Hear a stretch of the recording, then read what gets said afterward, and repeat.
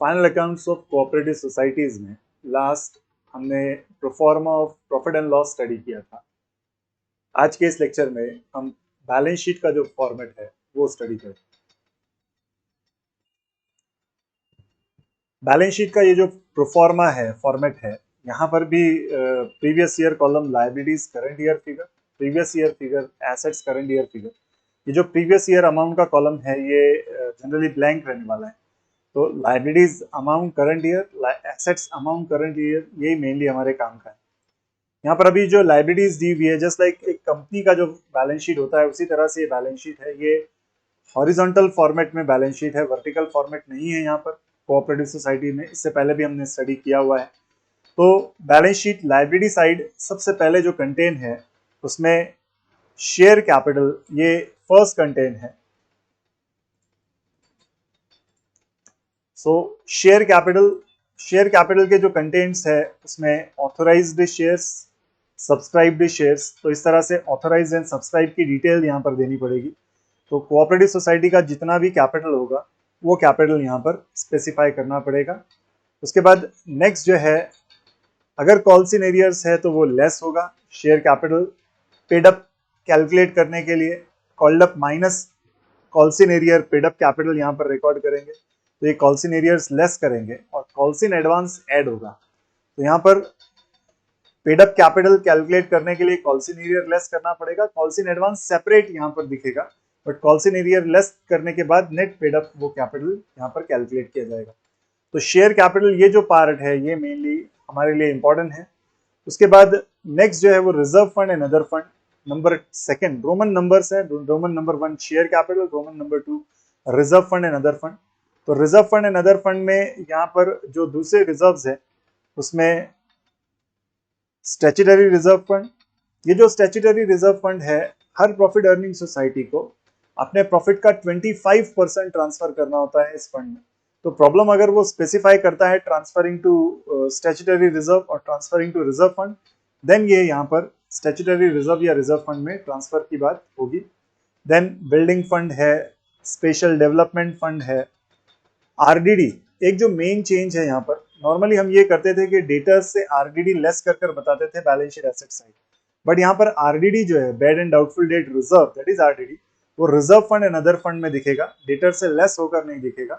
Balance sheet asset side अभी debtor आएगा content, but वो डेटर से लेस होकर बैड डेट नहीं दिखेगा, आरडीडी नहीं दिखेगा।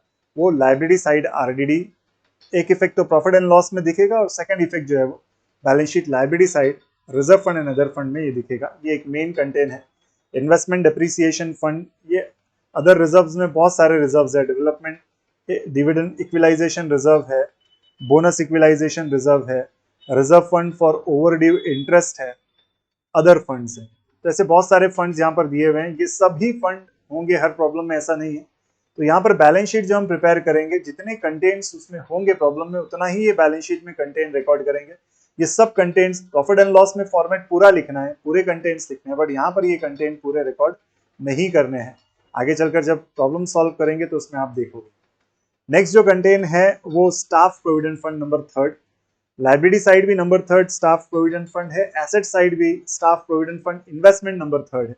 तो कंपैरिजन आगे चलकर जब एसेट साइड हम देखेंगे तो उसमें हम यहाँ पर रिकॉर्ड करेंगे।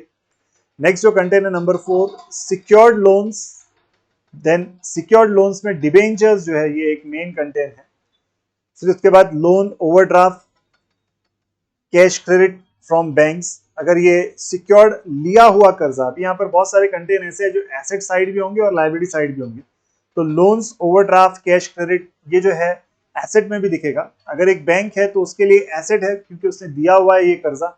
अगर एक नॉर्मल बिजनेस है तो उसने लिया हुआ ये कर्जा है, दैट्स वाई ये लाइबिलिटी साइड में भी अपीयर होगा। तो सिक्योर्ड लोन्स में आएगा loans overdraft cash credit from banks.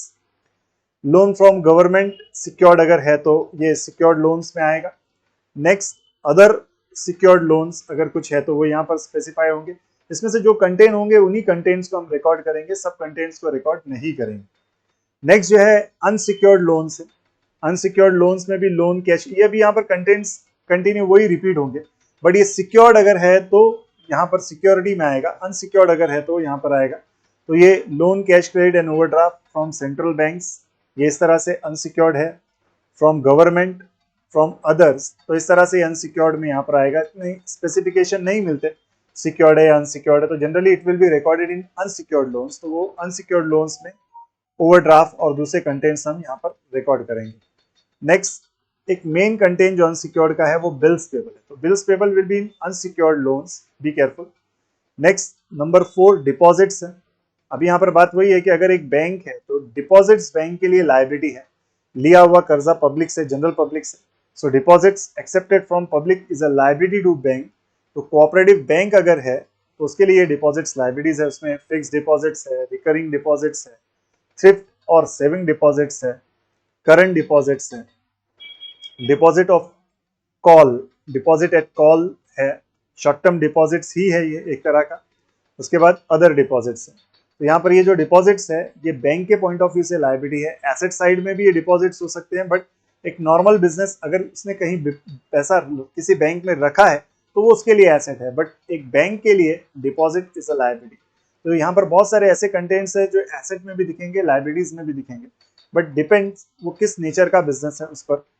So next जो है वो credit balance in cash credit and overdraft accounts. तो credit balance in cash credit and overdraft accounts, ये भी लिया हुआ कर्जा ही है, बैंक ने लिया हुआ कर्जा। सो नेक्स्ट जो है current liabilities and provisions. So current liabilities and provisions, यहाँ पर सन्ड्री क्रेडिटर ये एक मेन है कंज्यूमर कोऑपरेटिव सोसाइटी के लिए। उसके बाद आउटस्टैंडिंग क्रेडिटर्स है, that is for expenses, for purchases and for expenses. तो क्रेडिटर्स है बेसिकली सन्ड्री क्रेडिटर में वो क्रेडिटर स्पेसिफाई नहीं करेगा for purchase for expense. Outstanding expenses will be in current liabilities and provisions. Salary of staff, rent, taxes, इस तरह से expenses outstanding की एग्जांपल्स उसने दी है। Next advance recoveries, unexpired subscription, premium, commission etcetera. तो advance recoveries ये जो है ये एडवांस में मिला हुआ सब्सक्रिप्शन, प्रीमियम, कमीशन अगर इस नेचर का कुछ है which is also termed as a unexpired, तो it is a current liabilities and provisions. Next unpaid dividend, ये जो है ये कैलकुलेशन होगा जहाँ पर कंपनी कुछ ये जो कोऑपरेटिव सोसाइटी अगर उसने कोई डिविडेंड दिया हुआ है और कुछ पेबल अगर है तो वो यहाँ पर ये अनपेड डिविडेंड में अपीयर होगा। नेक्स्ट नंबर 9 है interest accrued due but not paid. तो आउटस्टैंडिंग इंटरेस्ट, बैंक के लिए इंटरेस्ट एक मेन कंसर्न है, मेन एक्सपेंस और इनकम है। तो अगर पेबल है, इंटरेस्ट पेबल अगर है तो ये interest accrued due but not paid में अपीयर होगा।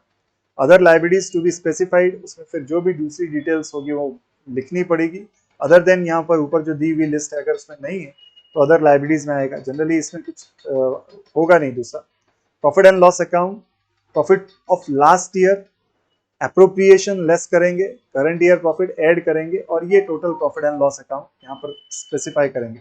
तो प्रॉफिट एंड लॉस अकाउंट ये बेसिकली अप्रोप्रिएशन वाला पार्ट है। प्रॉफिट एंड लॉस तो नेट प्रॉफिट और लॉस बताएगा, बट प्रीवियस ईयर प्रॉफिट उसमें से डिवीजन ऑफ प्रॉफिट्स जिसमें रिजर्व में ट्रांसफर करना, डिविडेंड डिस्ट्रीब्यूशन करना, ये अप्रोप्रिएशंस कहलाते हैं, distribution of profit that is. तो ये यहाँ पर स्पेसिफाई करेंगे और करंट ईयर प्रॉफिट उसमें ऐड कर यहाँ पर टोटल करंट ईयर की फिगर में यहाँ पर ये कंटेंट्स रिकॉर्ड करेंगे।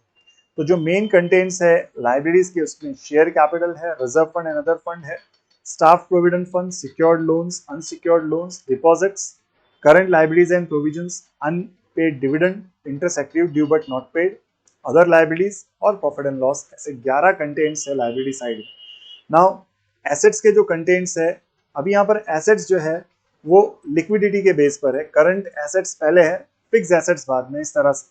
So first cash in bank balances है जिसमें cash in hand, cash at bank, उसमें करंट अकाउंट में, सेविंग बैंक अकाउंट में ये जो डिपॉजिट्स है तो ये cash and balance with bank है, ये हमारा रखा हुआ रुपया बैंक में, करंट अकाउंट में, सेविंग अकाउंट्स में या कैश इन हैंड, ये मेनली यहाँ पर इसमें कंटेन होगा। कॉल डिपॉजिट्स ऑन बैंक्स, तो ये call deposits on banks mainly यहाँ पर कंटेन करेंगे। ये ऐसा डिपॉजिट है जो we can withdraw any time, इस तरह से it will be termed as a call deposit. Investments number 2 है, उसमें गवर्नमेंट इन्वेस्टमेंट पहले, other trustees securities, non trust securities, तो इस तरह से गवर्नमेंट इन्वेस्टमेंट पहले है, अदर इन्वेस्टमेंट्स बाद में है। Next shares of other cooperative societies, अगर एक कोऑपरेटिव सोसाइटी दूसरी कोऑपरेटिव सोसाइटी के शेयर्स में इन्वेस्ट कर सकती है तो shares of other cooperative societies जो है ये यहाँ पर स्पेसिफाई करेंगे। शेयर्स, डिबेंचर्स और बॉन्ड्स ये मेनली यहाँ पर इन्वेस्टमेंट्स में आएगा। उसके बाद of companies, registered companies. Then next जो है अंडर कंपनीज एक्ट, तो shares, debentures of companies registered under companies act ये एक कंटेन है complete. Fixed deposit very important. यहाँ पर करंट और सेविंग बैंक में अगर हमारा पैसा रखा हुआ है तो वो कैश एंड बैंक बैलेंसेस में आएगा, बट एफडी जो है वो it will be treated as an investment, be careful. तो fixed deposit will be in investments. Investment of staff provident fund third content, मैंने कहा ही था कि यहाँ पर लाइबिलिटीज में भी third contain staff provident fund है, और वो इन्वेस्टमेंट अगर है स्टाफ प्रोविडेंट फंड का तो it will be asset side third content. Then loans and advances number 4 है, उसमें लोन्स है, एडवांसेस, ओवरड्राफ्ट है, कैश क्रेडिट है, loan due by managing director, committee members है, managing directors and committee members. तो ये लोन्स, ओवरड्राफ्ट, कैश क्रेडिट, अब ये दिया हुआ कर्जा है, ये अगर बैंक वगैरह है तो ये उसके लिए एसेट है। तो ये loans, overdraft, cash credit cooperative bank के लिए एसेट्स, ये लोन्स एंड एडवांसेस में दिखेगा। नेक्स्ट जो है loan due bye secretary and other employees, तो इस तरह से ये लोन गिवन है एक तरह का मैनेजिंग डायरेक्टर्स को, मैनेजिंग कमेटी मेंबर्स को, सेक्रेटरीज को, अदर एम्प्लॉइज को, ये लोन गिवन है। देन नंबर 5 सन्ड्री डेटर्स, मैंने इससे पहले बताया कि आरडीडीज डेटर से लेस नहीं होगा, net debtor value direct outer record करेंगे नंबर 5। उसमें क्रेडिट सेल्स के लिए, एडवांसेस के लिए, अदर्स, इस तरह से डेटर्स में स्पेसिफिकेशन जनरली नहीं मिलेगा, तो वो सन्ड्री डेटर्स एक कंटेन और डायरेक्ट अमाउंट आउटर रिकॉर्ड करेंगे। करंट एसेट्स में store and spare parts number 1 है, लूज टूल्स है, उसके बाद स्टॉक इन ट्रेड है, ये regular closing stock, consumer cooperative societies में क्लोजिंग स्टॉक जो होगा ये स्टॉक इन ट्रेड में रिकॉर्ड होगा। Loose tools is a current asset, store and spare parts is a current assets, manufacturing unit में store and spare parts हो सकते हैं। उसके बाद वर्क इन प्रोग्रेस, ये मैन्युफैक्चरिंग में हो सकता है। तो इस तरह से ये स्टॉक मेनली इसमें एक मेन कंटेन है, लूज टूल्स एक main content, store and spare parts जो है ये करंट एसेट्स में रिकॉर्ड होगा। फिक्स एसेट्स में land and building, lease holds, उसके बाद रेलवे साइडिंग, ये बड़ी बड़ी कोऑपरेटिव सोसाइटीज में उनके इंटरनल कुछ माल को एक जगह से दूसरी जगह लाने ले जाने के लिए रेलवेज की साइडिंग्स वो लगाते हैं, that will be railway sidings. उसके बाद प्लांट एंड मशीनरी है, अदर इक्विपमेंट्स है, डेट स्टॉक, तो ये बेसिकली डेट स्टॉक कुछ नहीं है, कंटेनर्स हैं। Dead stock are nothing but containers, तो कंटेनर्स हो सकते हैं बड़े बड़े कंटेनर्स जिसकी वैल्यू होती है, it will be termed as a dead stock. Furniture and fittings है, लाइफ स्टॉक है, लाइफ स्टॉक जहां पर एनिमल्स में अगर कोऑपरेटिव सोसाइटी बिजनेस कर रही है, एनिमल्स का अगर बिजनेस कर रही है तो life stock will be an asset to them, fix asset है वो उनके लिए। व्हीकल्स है। उसके बाद नंबर 8 है मिसलेनियस एक्सपेंसेस एंड लॉसेस, इसमें गुडविल है मेनली, प्रिलिमिनरी एक्सपेंसेस है, ये फॉर्मेशन के एक्सपेंसेस है, गुडविल, प्रिलिमिनरी एक्सपेंसेस अगर कंटेन है तो ये मिसलेनियस एक्सपेंसेस एंड लॉसेस में रिकॉर्ड होगा। Expenses connected with issue of shares and debentures, under writers commission वगैरह जो है वो यहाँ पर होगा, अंडर राइटिंग कमीशन चार्जेस है, ब्रोकरेज है, तो इस तरह से ये मिसलेनियस एक्सपेंसेस एंड लॉसेस में कंटेन होगा। Deferred revenue expenditure which may be expenses, it is a kind of a prepaid expense, deferred revenue is a prepaid expense but longer period के लिए किया गया अगर कोई खर्चा है then it will be deferred revenue expenditure. Other items में यहाँ पर प्रीपेड एक्सपेंसेस आएगा, interest accrued due but not paid आएगा। ये जो प्रीपेड है और डिफर्ड रेवेन्यू जनरली सेम है बट ये लॉन्गर पीरियड के लिए है, more than a year, but अगर विद इन अ ईयर अगर ये है तो ये प्रीपेड एक्सपेंसेस में रिकॉर्ड होगा।